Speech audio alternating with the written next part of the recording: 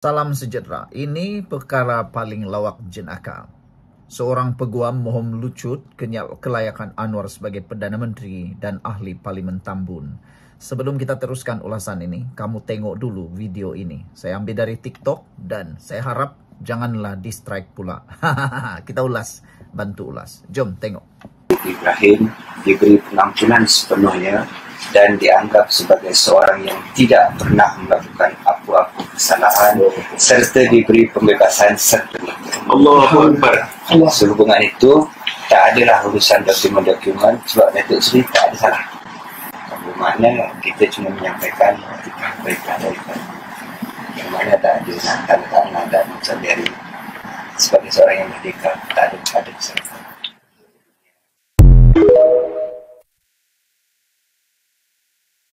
Adalah dengan ini memerintahkan supaya Datuk Seri Anwar bin Ibrahim diberi pengampunan sepenuhnya dan dianggap sebagai seorang yang tidak pernah melakukan apa-apa kesalahan serta diberi pembebasan sepenuhnya. Allahu Akbar. Sehubungan itu tak adalah urusan dokumen-dokumen sebab Datuk Seri tak ada salah. Bagaimana kita cuma menyampaikan kebaikan daripada yang mana tak ada tanda-tanda dan macam dari sebagai seorang yang merdeka tak ada kesalahan. Okey, macam sudah tengok, orang yang bodoh saja yang tak faham apa yang ada dalam video itu. Orang paling pintar, yang paling bodoh, yang tak ada pelajaran, yang ada pelajaran, yang tak ada undang-undang, yang ada undang-undang, semua faham apa yang berlaku dalam video itu. Dan sebelum ini sudah ada keputusan menolak satu saman dan satu semakan tentang kesahihan pengampunan Anwar. Sudah disahkan, ditolak oleh mahkamah. Mau buat apa lagi? Itu adalah duluan yang akan digunakan lagi. Dan boleh kata, permohonan peguam mahu lucut kelayakan Anwar sebagai Perdana Menteri dan ahli Parlimen Tambun ini confirm 1000% kalah. 1000% kalah. Kenapa? Sudah ada duluannya. Baru saja dulu permohonan seperti ini, sebiji macam ini, sudah ditolak mahkamah, kalah. Nak buat lagi entahlah. Baru-baru ini pembangkang sibuk nak turunkan Anwar melalui himpunan pun gagal. Nak turunkan Anwar melalui undi tak percaya, pengecutlah mereka, tidak berani pula bawa. Pembangkang takut pula bawa isu itu di mahkamah. Kalau di Dewan Rakyat, kalau betul kamu berani dan kamu mau jatuhkan Anwar, pergilah buat undi tidak percaya. Tapi itulah pengecut, tak berani buat pun. Buatlah himpunan pula, gagal juga. Buat payung paling besar pun, gagal juga. Buat SG4 pun, gagal juga. Kali ini mereka guna pula mahkamah. Satu tindakan yang bodoh.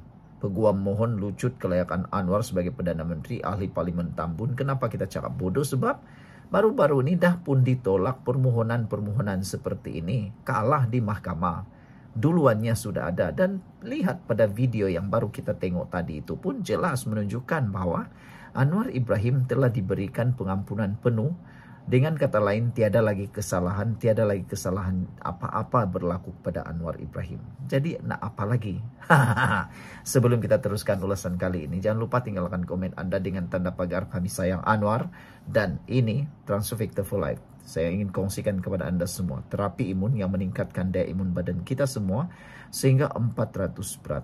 Secara umum dan ringkasnya, apabila imun badan kita jadi lemah, apabila imun badan kita jadi bodoh, apabila imun badan kita tidak bertindak kuat lagi untuk mempertahankan tubuh badan kita, kita kena penyakit dan penyakit pula berakar di dalam tubuh badan kita. Apabila terapi imun ini mengajar mendidik menjadi kuat imun badan kita, kita sembuh daripada semua jenis penyakit. Dapatkan produk ini melalui nombor telefon saya yang tertera, dan produk ini lulus KKM, diperakui oleh dokter-dokter di seluruh dunia dan juga halal. Kalau selama ini kau sudah berdoa untuk memohon kesehatan daripada Tuhan, mungkin ini jawapan yang Tuhan sediakan kepada anda semua. Dapatkannya segera. Saudara-saudara sekalian, seorang peguam yang hari ini memohon, yaitu P. Wati Morti berkata, perintah pengampunan tak nyata secara jelas, halangan 5 tahun tanding pilihan raya dimansuhkan. Peguam P. Wati Maurti memfailkan saman bagi mendapatkan deklarasi bahawa Anwar Ibrahim tidak sepatutnya dipilih sebagai ahli Parlimen Tambun pada November 2022 dan seterusnya dilantik sebagai Perdana Menteri. Ramai netizen yang mula mempersoalkan kebiadapan peguam dan pasukan ini persoalkan Anwar Ibrahim. Apa yang mereka buat ini, kata netizen, seakan-akan cuba mempersoalkan keputusan Ketua Duli Yang Maha Mulia di Pertuan Agong. Pertama, memberikan pengampunan kepada Anwar Ibrahim secara penuh, bukan separuh, penuh. Kedua, mereka juga apabila berkata seperti ini seakan-akan mempertikaikan keputusan yang di Pertuan Agong melantik Anwar Ibrahim sebagai Perdana Menteri pada tahun 2022. Sampai begitu sekali mereka terdesak nak membuatkan Anwar Ibrahim turun. Apa yang mereka takut sangat nih? Inilah yang menjadi tanda tanya saya. Apa yang mereka takut sangat sehingga mereka berusaha sangat untuk menjatuhkan Anwar Ibrahim? Saudara-saudara sekalian, yang lebih menarik lagi ialah kenapa sebelum ini ketika peguam ini masih bersama dengan Pakatan Harapan atau masih menyokong Pakatan Harapan, beliau tidak persoalkan pula apa yang Anwar Ibrahim terima menjadi Perdana Menteri. Tapi ketika beliau sudah bersama di dalam Perikatan Nasional, berjumpa Parti Bersatu dan sebagainya, tiba-tiba pula dapat idea untuk mahu mempersoalkan kelayakan Anwar Ibrahim sebagai Perdana Menteri dan juga kelayakan Anwar Ibrahim untuk menjadi ahli Parlimen Tambun. Itulah yang menjadi pertanyaan dan perdebatan di media sosial. Saudara-saudara sekalian, Warti berhujah pengampunan diraja yang diterima Anwar pada 2018 tidak menyatakan beliau dikecualikan daripada tempoh hilang kelayakan selama 5 tahun untuk bertanding dalam pilihan raya selepas bebas dari penjara. Inilah persoalan paling bodoh yang pernah kita terima. Kenapa kita cakap bodoh? Sebab apabila Anwar Ibrahim sudah diberikan pengampunan penuh, nak kata apa lagi? Dalam undang-undang dan perlembagaan Malaysia, apabila orang itu sudah tidak bersalah, dilepaskan daripada penjara, tidak lagi dianggap sebagai banduan dan sudah dihapuskan segala kesalahan, dia secara langsungnya memang layak jadi Perdana Menteri dan ahli Parlimen bertanding dalam pilihan raya. Kalau Anwar Ibrahim tidak layak sebagai ahli Parlimen, sudah lama Suruhanjaya Pilihan Raya menolak pencalonan Anwar Ibrahim. Tapi itulah, selagi ada peluang mereka akan tunggang. Tapi tak apalah, kamu tunggulah bulan sampai jatuh ke riba kah, bintang jatuh-jatuh kah. Anwar Ibrahim tidak akan kalah di dalam kes ini. Saya yakini 1000% Anwar tidak akan kalah dalam kes ini. Anwar akan menang, confirm. Wati seorang menteri dalam kerajaan Dr. Mahathir Mohamad dari tahun 2018 hingga tahun 2020 memohon Mahkamah Tinggi untuk mengisytiharkan pemilihan Anwar sebagai ahli Parlimen Tambun pada 19 November 2022 dan pelantikannya sebagai Perdana Menteri 5 hari kemudian batal dan tidak sah. Inilah yang kita hairan. Dulu dia bersama di dalam kerajaan Dr. Mahathir Mohamad dari tahun 2018 hingga tahun 2020. Ketika itu kau tak persoalkan pula Anwar Ibrahim keluar daripada penjara dan Anwar Ibrahim menang ahli Parlimen. Kenapa pada waktu itu kau tak persoalkan? Sekarang apabila kau tidak punya peluang lagi untuk jatuhkan Anwar Ibrahim, kau bersama dengan bersungkongkol dengan orang-orang yang entahlah memperjuangkan rakyat konon terpalinglah. Sekarang pula kau perjuangkan kononnya Anwar Ibrahim tidak sah dan batal. Apa punya pendapat macam tu? Saudara-saudara sekalian, ramai penyokong Anwar Ibrahim yang menganggap ini adalah satu perkara yang hanya menyalahgunakan proses mahkamah. Anwar memberitahu satu sidang akhbar bahawa pengampunan itu juga dibuat atas dasar wujudnya konspirasi untuk menjatuhkan beliau dan memusnahkan karier politiknya. Pada Mei 16, 2018 yang di Pertuan Agong memberikan pengampunan penuh kepada Anwar bagi 3 kes melibatkan tuduhan salah guna kuasa dan liwat atas alasan berlakunya salah laksana keadilan. Sekian dulu untuk kali ini. Jangan lupa tinggalkan komen Anda. Bye-bye. Salam sejahtera. Terima kasih karena bersama dengan saya di Nazilin Unity Channel. Ini kejutan paling besar di mahkamah hari ini. Akhirnya Najib menang juga. Apakah kemenangan Najib di dalam kes mahkamah hari ini?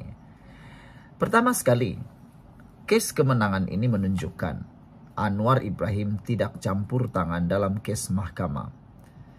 Ini menunjukkan bahwa berlaku transformasi, reformasi institusi dalam bidang mahkamah. Tiada campur tangan Anwar, tiada campur tangan daripada menambah pihak, sehingga menyebabkan Najib dapat hak beliau. Jadi selama ini ada orang yang kata Anwar Ibrahim campur tangan, semuanya itu adalah pembohongan semata-mata. Titah edendum Mahkamah Persekutuan sebulat suara menolak rayuan peguam negara. Wow. Tahniah kepada Najib atas kemenangan luar biasa ini. Saudara-saudara sekalian, semakan kehakiman Datuk Seri Najib Tun Razak berkaitan kewujudan titah edendum akan didengar di Mahkamah Tinggi Kuala Lumpur.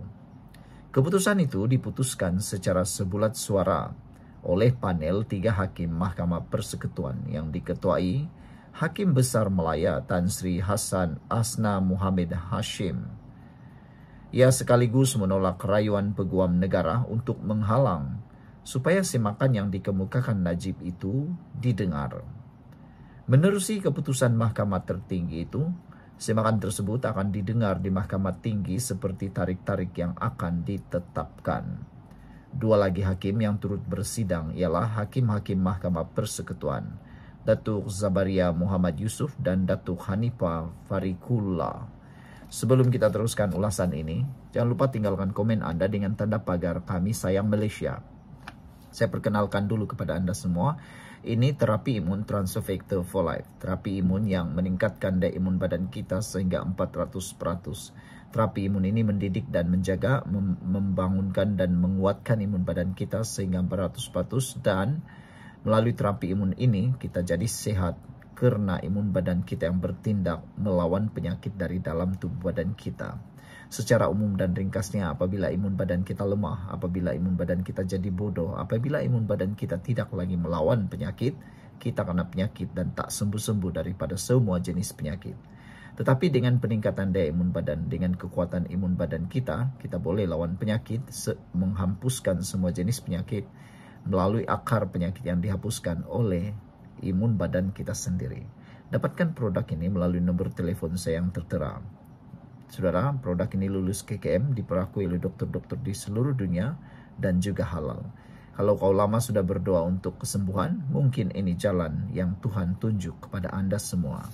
Saudara, Hakim Zabaria ketika membacakan keputusan itu berkata, persoalan sama ada titah edendum itu wujud atau sah hanya boleh ditentukan pada peringkat perbicaraan di Mahkamah Tinggi.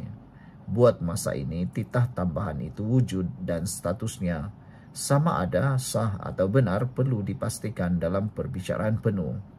Kami tidak menganggap wajar atau adil untuk memberi sebarang pandangan mengenai perkara itu pada peringkat sekarang, katanya.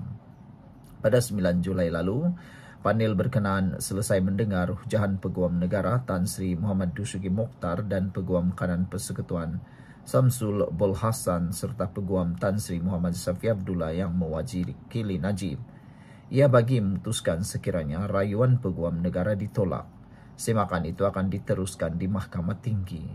Namun jika rayuan dibenarkan, hasrat Najib untuk meneruskan semakan hak kehakiman itu bagi mendapatkan perintah mendamus supaya menjalani baki hukuman penjara di rumah akan berakhir. Dalam prosiding tersebut, ketika berhujah, Muhammad Safi antara lain menyatakan bahawa Peguam Negara sepatutnya berterus terang dari awal bahawa titah edendum berkenaan wujud.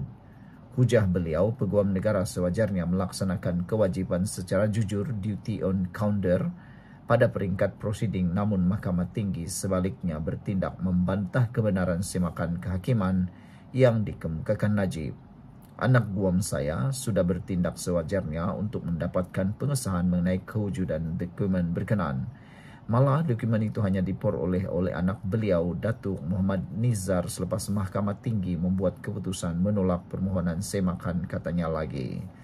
Sementara itu, Muhammad Dusuki dalam hujahnya berkata Najib dan anaknya Muhammad Nizar tidak mengemukakan bukti munasabah berkaitan kewujudan titah edendum walhal berpeluang berbuat demikian di peringkat permohonan kebenaran semakan kehakiman di Mahkamah Tinggi.